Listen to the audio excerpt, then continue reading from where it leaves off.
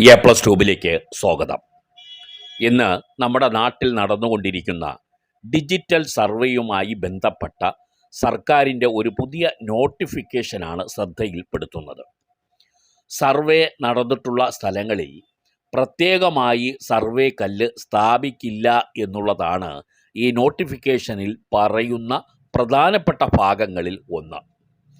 അതായത് സർവേ നടക്കുന്ന സ്ഥലങ്ങളിൽ സർവേ കല്ല് സ്ഥാപിക്കണം എന്ന് ആഗ്രഹിക്കുന്ന ഭൂമിയുടെ ഉടമസ്ഥർക്ക് സ്വന്തം ചെലവിൽ തന്നെ അത് നിർവഹിക്കാം എന്നുള്ള ഒരു പുതിയ രേഖപ്പെടുത്തൽ ഇപ്പോൾ നിലവിലുള്ള 1964 നിലവിൽ വന്ന കേരള സർവേ അതിരടയാള നിയമചട്ട ഭേദഗതിയിലൂടെ സർക്കാർ വ്യക്തമാക്കിയിരിക്കുകയാണ്.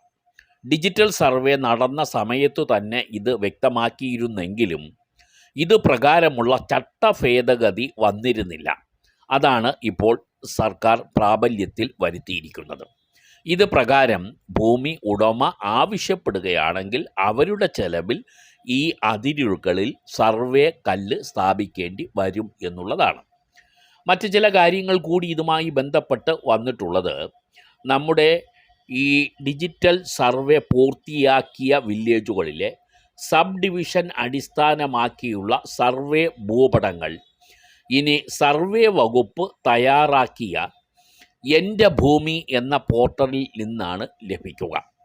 എൻ്റെ ഭൂമി എന്ന പോർട്ടലിൽ രജിസ്റ്റർ ചെയ്യാത്തവരുണ്ടെങ്കിൽ രജിസ്റ്റർ ചെയ്യുന്നതിന് പ്രത്യേകം ഓർമ്മിക്കുക.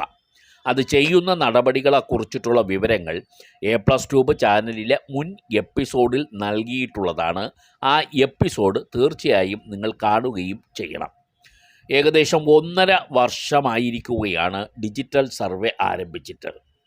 ഈ ഡിജിറ്റൽ സർവേ ആരംഭിച്ചു എങ്കിലും നേരത്തെ സൂചിപ്പിച്ച 1964 കേരള സർവേ അതിരടയാള നിയമചട്ടത്തിൽ ഇതുമായി ബന്ധപ്പെട്ട ഭേദഗതി വന്നിരുന്നില്ല. അത് ഭേദഗതി വരുത്തിക്കൊണ്ട് പ്രത്യേകിച്ചും ഇതിന് ഉപയോഗിക്കുന്ന ഉപകരണങ്ങൾ ഉൾപ്പെടെ GNSS ഗ്ലോബൽ നാവിഗേഷൻ സിസ്റ്റം ഇതൊക്കെ ബന്ധപ്പെട്ട വിവരങ്ങൾ ചട്ടത്തിൽ വരേണ്ടതുണ്ട് എന്നുള്ളതുകൊണ്ട് ഇപ്പോൾ അതുമായി ബന്ധപ്പെട്ട ചട്ട ഭേദഗതികളാണ് സർക്കാർ വരുത്തിയിരിക്കുന്നത് എന്ന് മനസ്സിലാക്കിയിരിക്കുക. ഈ സർവേ പോയിന്റുകളും ലൊക്കേഷനുമൊക്കെ അറിയുന്നതിന് വേണ്ടിയാണ് ഈ ആധുനിക ഉപകരണങ്ങൾ ഉപയോഗിച്ചുകൊണ്ടിരിക്കുന്നത്. മറ്റൊരു കാര്യം കൂടി നിങ്ങളുടെ ശ്രദ്ധയിൽപ്പെടുത്തുന്നത്, ഇപ്പോൾ അതിരടയാളം പൂർത്തിയാക്കിയ സ്ഥലങ്ങളിൽ നിങ്ങൾക്ക് നിങ്ങളുടെ ഭൂപടങ്ങൾ കാണുന്നതിനും സ്കെച്ച് പരിശോധിക്കുന്നതിനും എന്തെങ്കിലും പരാതികൾ ഉണ്ടെങ്കിൽ നൽകുന്നതിനും അവസരമുണ്ട്.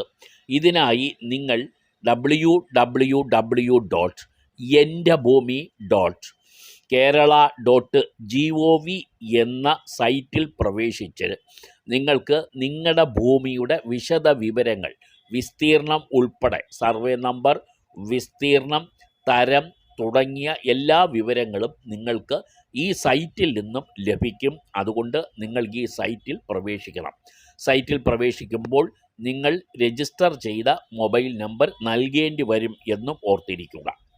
മറ്റൊരു കാര്യം, ഇപ്പോൾ ക്യാമ്പുകൾ നടക്കുന്നുണ്ട്. ഇപ്പോൾ ഡിജിറ്റൽ സർവേ നടന്ന ക്യാമ്പുകളിൽ എത്തിയാലും നിങ്ങൾക്ക് അവിടെ നിന്നും നിങ്ങളുടെ ഭൂമിയുടെ ഭൂപടവും നിങ്ങളുടെ ഭൂമിയുടെ വിസ്തീർണം, തരം തുടങ്ങിയ വിശദ വിവരങ്ങളും നിങ്ങൾക്ക് അറിയാൻ കഴിയും എന്നുള്ളത് കൊണ്ട് അവിടെ നിങ്ങൾക്ക് നേരിട്ടെത്തി ഈ വിവരങ്ങൾ നിങ്ങൾക്ക് മനസ്സിലാക്കാൻ കഴിയും. ക്യാമ്പിലെത്തുമ്പോൾ കരമടച്ച രസീത് കൂടെ കയ്യിൽ കരുതാൻ മറക്കാതിരിക്കുക. അപ്പോൾ നിങ്ങൾ കാണുന്ന ഭൂപടത്തിലോ മറ്റ് വിവരങ്ങളിലോ എന്തെങ്കിലും പരാതികൾ ഉണ്ടെങ്കിൽ നിങ്ങൾക്ക് അപ്പോൾ തന്നെ പരാതി ഈ പോർട്ടലിൽ രജിസ്റ്റർ ചെയ്യാനുള്ള സഹായവും വില്ലേജുകളിൽ നടക്കുന്ന ക്യാമ്പിൽ നിങ്ങൾക്ക് ലഭ്യമാകും.